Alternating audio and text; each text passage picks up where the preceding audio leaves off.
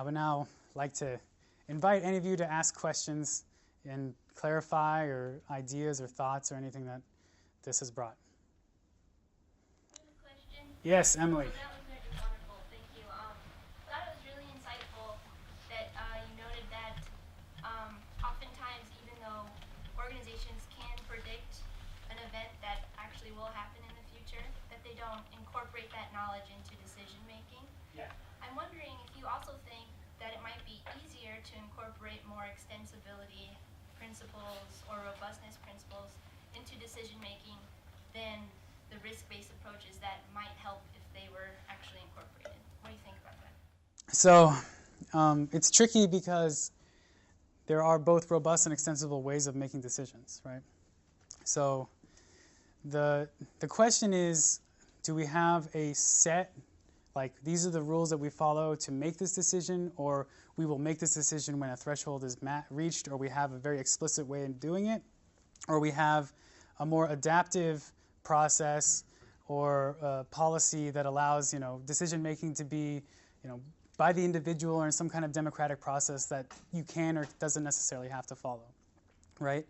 So currently, codified ways of doing things still follow robustness, and to a large extent, Hurricane Harvey became such a bad problem, and they had ways of dealing with it, but it was going to cost like $26 or $28 billion based off of the ways that they were planning. They just weren't going to get that money in time. And these are articles I was reading that came out like 2016. People were aware of them for a very long time. So I'm not sure what the future looks like in terms of how much extensibility, how much robustness would lead to Hurricane Harvey, something that a hurricane goes over the city and nothing happens kind of situation, which is what was ideal.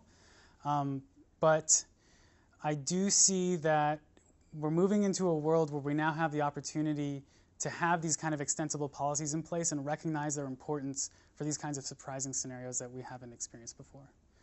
So,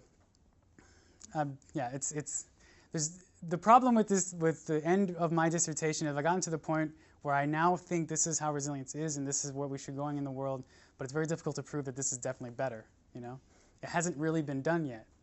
So the goal is to try this new thing because we have a new way to think about it. Let's use this new way to think. Do you have a concrete quantitative example demonstrating that your new method works actually better to improve the resilience, even with a model artificial type of network system? So it's very difficult to think about measures for resilience. And I don't want to use the critical functionality curve as like my standard for, okay, look, we're clearly more resilient because the curve is not going down or has like a smaller basin as most people would think of. So to be honest, I don't have like a number that says, yes, we have 10 more of these and therefore we are better. I do have plenty of examples that using this view of resilience, we can then better interpret things in the past and say, oh, look, this is when extensibility happened, and that's how they dealt with this problem, and this problem would have never been dealt with otherwise. Oroville is a really good example. The final straw that almost broke the camel's back when the secondary spillway started failing, people responded and opened up the primary spillway with a larger release of water than was expected and planned for on their own without taking a direct order. So we can look back at these actions that people are taking and say, look, if they didn't do extensibility, Oroville Dam probably would have collapsed. But they did it, and therefore they dealt with the problem. There's no like quantitative measure to say Oroville is this much better off because of that. I'm not sure. I thought you were analyzing the South Korean power grid. Yes. So you do have some numbers there. So I have numbers for the numbers that I generate for South Korea are more about how much damages they may experience versus how fewer damages they will experience if they change their policies. So the real results for my work are largely focused on improving the social networks, and in a sense, the idea is when a big blackout occurs in South Korea in the future, they'll be able to better deal with it. There hasn't been a blackout in recent history that these policies have been used for, but there have been a couple that demonstrate that these kinds of changes that we're recommending should improve the response that they have.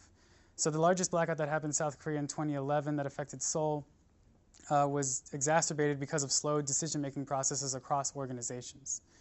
Yeah, imagine there will be something like you have a probability of cascading failures. Yes.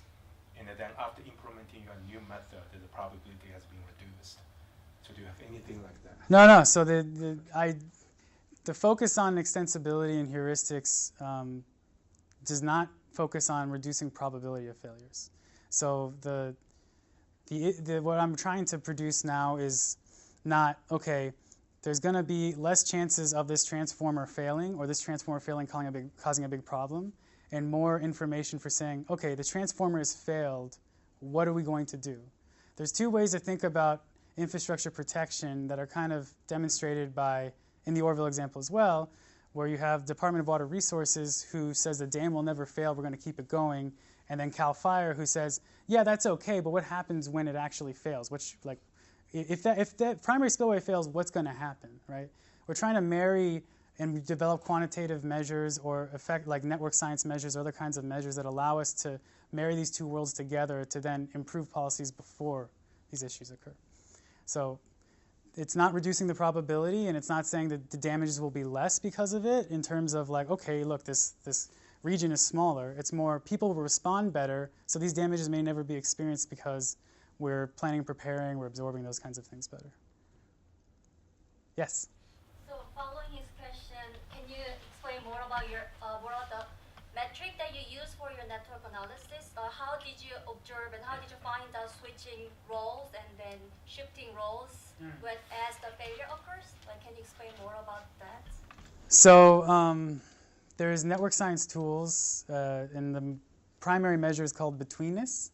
And essentially, if you're trying to think about information and coordination within multiple organizations, and I have a partnership with my committee member here, and you have a partnership with him, but I don't have a partnership with you, he's between us. And if he's not sharing information with both of us, then we might not be able to share information at all. And so what I've done is taking all the failures in South Korea that happen in normal operations. They're called N-1 failures. Any single infrastructure can fail and the system still works. You then get actually reweighting of the social network based off of which infrastructures failed and which ones then get more overloaded because of it and maybe lead to the next cascading failure and be really critical for these kinds of problems. And so using betweenness on these probabilistic social networks, we then get an idea of which organizations are acting really central roles for many, many different kinds of failures, and other organizations that act as very central coordination hubs, but only for very few of them. So in the example where I said we could think of K-Water extending its role to support KEPCO, K-Water has all the partnerships that can support KEPCO, it's just they're used very infrequently, only when a dam is involved in the blackout. Where K-Water could be involved in all blackouts if they changed the policies and protocols as just an observer that is also well connected in case KEPCO goes down or KEPCO becomes unavailable. So it's asking K-Water, which is the Korean Water Administration, to extend its current capacities and change the way it acts within the power grid as just a dam operator, using and identifying those organizations through these measures. Yes? How do you see this new way of thinking being implemented? Like, is it a government policy? Is it like training at all these different organizations? Sure. In the third chapter of my dissertation, there's some very large tables listing more than just induction loop, traffic sensors, and traffic cops, right? So me and a group of many experts, several of them in this room, came up with a short list of things that we think for power grids, water distribution, wastewater, sewer, and transportation systems that are clearly robust types of solutions to similar problems or extensible types of solutions. So to a large extent, a lot of these things that I would classify as extensibility already exist. And the question then becomes, where does your dollar go, right? Because once you're locked into a solution, you might not be able to switch to the next one. And a lot of the work that I do with my colleagues is not necessarily trying to say, you need to go make a new extensible thing, right? It's to say, you're already doing this, it's just you're not seeing it as an entirely different strategy for dealing with the same problem or holding it equal to this other strategy that you have available. And these robust solutions tend to win out often, in terms of, okay, we can make a better sensor or improve these sensors, because it largely fits within the engineering mindset that I think a lot of people already have.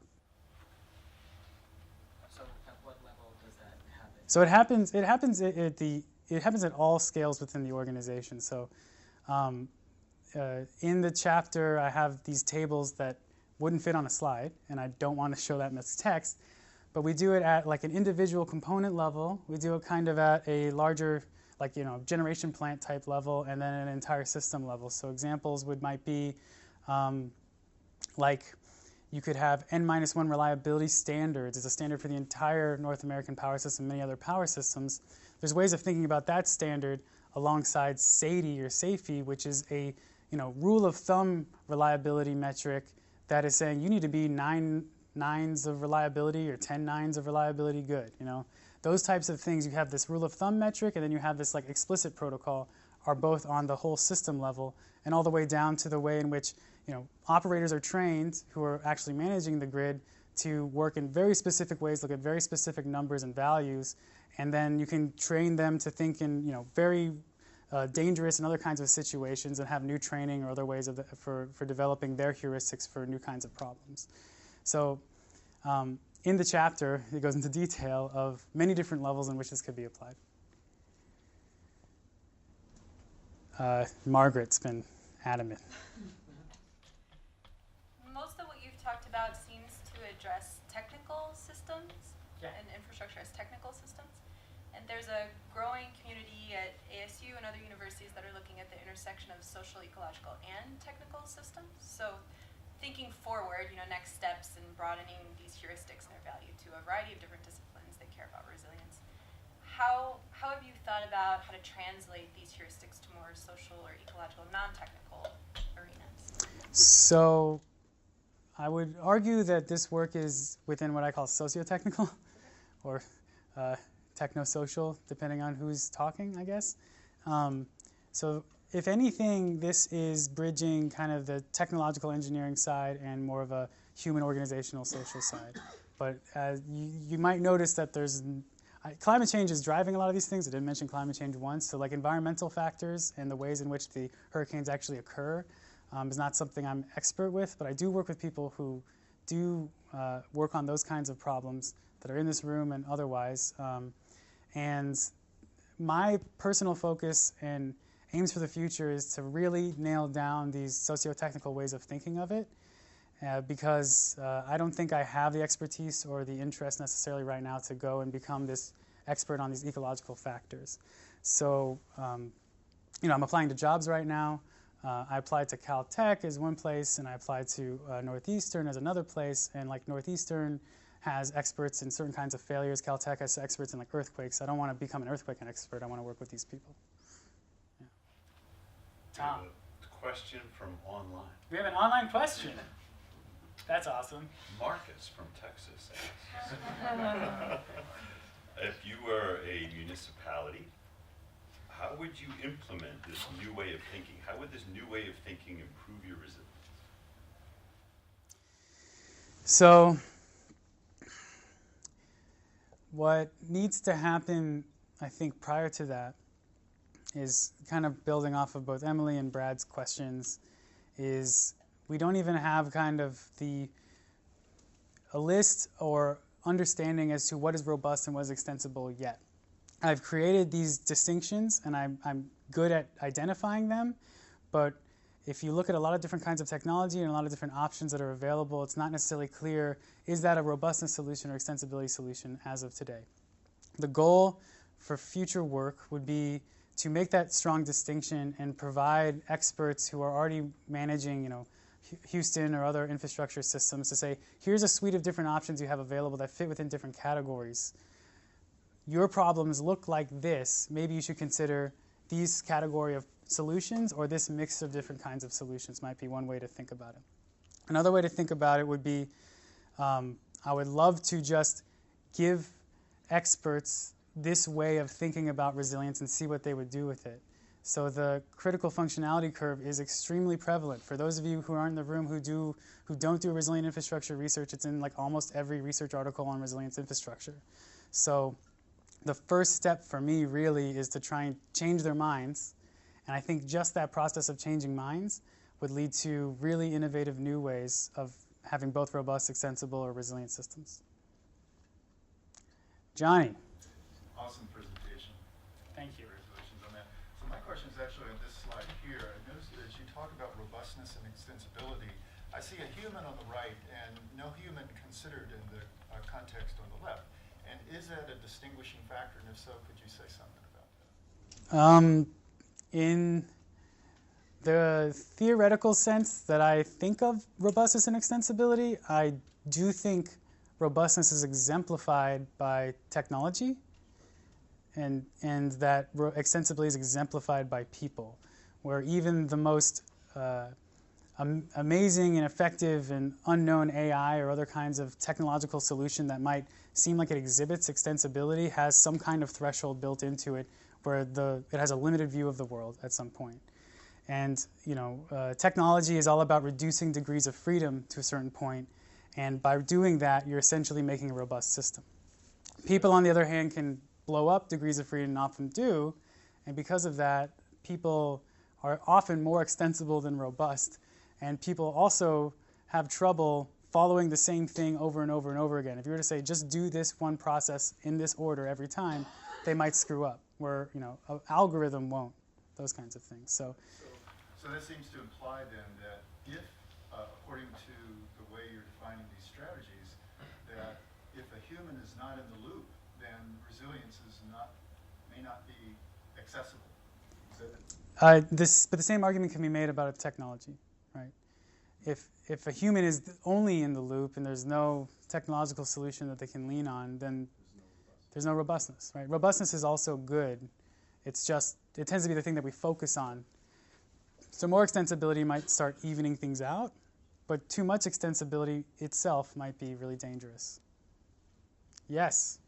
I have a question about the same slide, so kind of along the way that he was talking about. So, when there's an elephant in the room, so to speak, and you haven't been programmed to deal with the elephant, you got to have maximum, I think, extensibility. Although from my untutored view of the world, I would call that flexibility. But is there a difference between flexibility as part of extensibility, or does flexibility get assumed by extensibility? There is kind of a difference in the way that people use those terms. So in a systemic way, an extensible system could be something that has like no connectivity at all. It's like everyone's just doing their own thing, right? Where flexibility is often like being able to just change what you're already doing to a different path or a different way of doing it versus completely breaking all options. So it's not, there's actually a professor who's not here, Mike Chester at our university, who's thinking about the term flexibility and adaptation and trying to think through that. But as far as I'm concerned, the way they're used in the literature and the way people use them, it's not clear where their divide is, but they do seem like distinct concepts. And the reason I lean on extensibility and robustness is these terms are used in the resilience engineering literature that I've built a lot of this research off of. And I wish to forward that usage of the term, because flexibility could be misinterpreted as something else.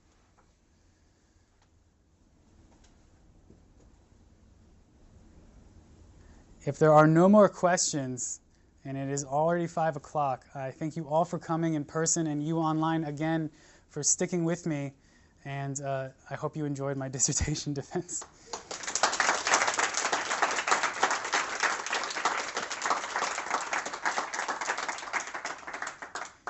You may now leave.